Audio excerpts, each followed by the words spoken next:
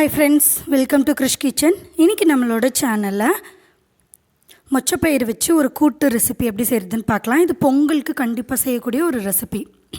இதுக்கு நான் என்ன பண்ணியிருக்கேன்னு பார்த்தீங்கன்னா, மொச்சப்பயிறு உங்களுக்கு எல்லாருக்குமே தெரியும், மொச்சக்கொட்டைன்னு சொல்லுவாங்க. ஸோ இது பிதுக்கு பருப்புன்னு சொல்லுவாங்க சில ஊரில். இதை வந்து நான் நைட் ஃபுல்லாக ஊற வச்சு எடுத்து வச்சுருக்கேன். இப்போ ஊறி வந்ததுக்கப்புறமா இதோட ஸ்கின்னை ஃபுல்லாக நம்ம ரிமூவ் பண்ணணும். ஸோ பிதுக்கு பருப்புன்னா அதுதான் அதுக்கு பேர். ஸோ அதை இந்த மாதிரி பண்ணி அதோட தோலெல்லாம் எடுத்துகிட்டு இந்த மாதிரி ஒயிட் கலரில் பருப்பாக ஃபஸ்ட்டு எடுத்து வச்சுக்கோங்க.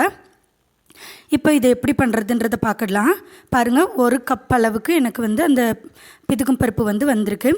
ஃபஸ்ட்டு நான் கேஸ் ஸ்டவ்வில் ஒரு குக்கரில் இதை ஒரு கப் சேர்த்துட்டு எப்பவும் போல் பருப்பெல்லாம் நம்ம எப்படி வேக வைப்போமோ அதே மாதிரி தான் கொஞ்சமாக தண்ணி சேர்த்து இதை நல்லா ஒரு 3-4 விசில் நல்லா குழையணும். சப்போஸ் உங்களுக்கு குழைய ரொம்ப வேண்டான்னா அதுக்கேற்ற மாதிரி நீங்கள் எடுத்துக்கோங்க. நான் கூட்டு மாதிரி தான் செய்ய போகிறேன். ஸோ பாருங்கள், நல்லா குழைய விட்டு எடுத்துருக்கேன். ஸ்கின் ரிமூவ் பண்ணிட்டனால நல்லா குழஞ்சிரும். 2-3 விசிலையே நல்லா குழஞ்சிரும். இப்போ இந்த கிரேவிக்கு தேவையானதெல்லாம் அரைச்சிக்கலாம். அதுக்கு நான் ஒரு கைப்பிடி அளவுக்கு தேங்காய், ஒரு பெரிய சைஸ் வெங்காயம், 2 பச்சை மிளகாய், 1 ஸ்பூன் ஜீரகம், இது எல்லாத்தையும் போட்டு நல்லா ஃபைன் பேஸ்ட்டாக அரைச்சி எடுத்துகிட்டு வந்துடலாம். பாருங்கள், பேஸ்ட் இந்த கன்சிஸ்டன்சியில் இருக்கும். நல்லா ஃபைன் பேஸ்ட்டாக அரைச்சி எடுத்துக்கோங்க. ஸோ அவ்வளோதான். இனி இது ஒரு தாளிப்பு கொடுத்துடலாம். அதுக்கு கடாயில் நான் கடலை எண்ணெய் சேர்த்துருக்கேன். எண்ணெய் நல்லா சூடானதுக்கப்புறமா எப்போவுமே நம்ம தாளிக்கிற மாதிரி தான் கடுகு, உளுத்தப்பருப்பு, கருவேப்பிலை இதெல்லாம் போட்டு நல்லா பொரிஞ்சதுக்கப்புறமா அந்த கிரேவியை சேர்க்கணும். ஸோ பொங்கல்ன்றப்போ நம்ம எப்போவுமே ட்ரெடிஷ்னலாக மொச்சப்பயிறு கண்டிப்பாக சேர்த்துக்கணும். பொங்கல் டைமில், பொங்கல் அன்னைக்கு கண்டிப்பாக மொச்சப்பயிரில் குழம்போ இந்த மாதிரி கிரேவியோ இல்லைன்னா அவியலில் மொச்சப்பயிறு நிறைய சேர்த்து செய்வாங்க, கூட்டு செய்வாங்க, சாம்பார் பண்ணுவாங்க. மொச்சப்பயிறு ரெசிபி நிறைய நம்ம சேனல் நான் போஸ்ட் பண்ணியிருக்கேன். அதோட லிங்க் ஃபுல்லுமே உங்களுக்கு நான் டிஸ்கிரிப்ஷன் பாக்ஸில் கொடுக்குறேன், போய் செக் பண்ணிக்கோங்க.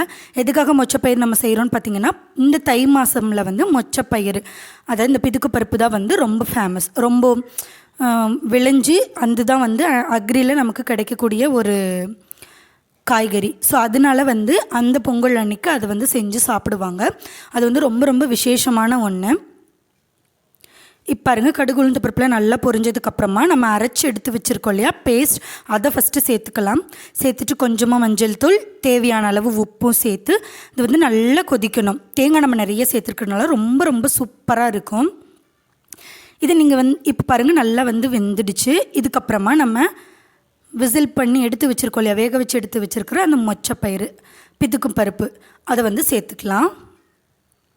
நீங்கள் மொச்சப்பயிறுனா அப்படியே செய்கிறது, பிதுக்கு பருப்புனா அந்த ஸ்கின்னை ரிமூவ் பண்ணிவிட்டு அதுக்கப்புறமா செய்கிறது. இப்போ இதில் நான் கொஞ்சமாக வெல்லம் சேர்த்துக்கிறேன். 1 டீஸ்பூன் அளவுக்கு மட்டும் வெல்லம் சேர்த்துக்கிறேன். இதுதான் இதில் மெயின் இன்க்ரீடியண்ட்டு.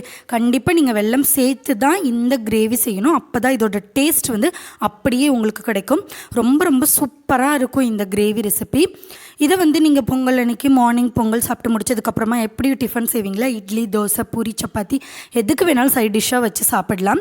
இந்த மாதிரி திக் கன்சிஸ்டன்சினா, இல்லை நீங்கள் ரைஸில் வச்சு சாப்பிடணும், வெண்பொங்கலுக்கு சாப்பிடணும் தொட்டுக்கிட்டு அப்படின்னா இன்னும் கொஞ்சமாக லிக்விட் கன்சிஸ்டன்சியில் நீங்கள் செஞ்சுக்கோங்க.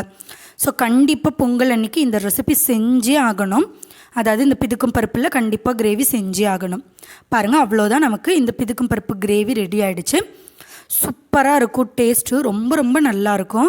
இதில் நம்ம புளியோ தக்காளியோ எதுவுமே சேர்க்கலாம்.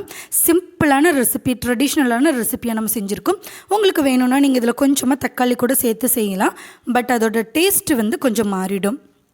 ஸோ எக்ஸாக்டாக இதே மாதிரி நீங்கள் கண்டிப்பாக உங்கள் வீட்டில் ட்ரை பண்ணி பாருங்கள். நான் ஆல்ரெடி சொன்ன மாதிரி நிறைய ரெசிபிஸ் நம்மளோட சேனலில் இருக்குது. அதோட லிங்க் ஃபுல்லுமே டிஸ்கிரிப்ஷன் பாக்ஸில் கொடுக்குறேன், போய் செக் பண்ணிக்கோங்க. நம்ம சேனலில் நேற்று தான் பொங்கல் ரெசிபியும் நான் போஸ்ட் பண்ணியிருந்தேன். அதோட லிங்க்கும் நான் டிஸ்கிரிப்ஷன் பாக்ஸில் கொடுக்குறேன், போய் செக் பண்ணிக்கோங்க. சக்கரை பொங்கல் ரெசிபி இப்போ நிறைய பேர் குக்கரில் தான் செய்கிறாங்க. ஸோ அதோட லிங்க்கும் கொடுக்குறேன், போய் செக் பண்ணிக்கோங்க. கண்டிப்பாக இந்த ரெசிபிஸ் எல்லாத்தையுமே பொங்கலுக்கு ட்ரை பண்ணி போங்க. நெக்ஸ்ட் ஒரு வீடியோவில் பார்க்கலாம். பை.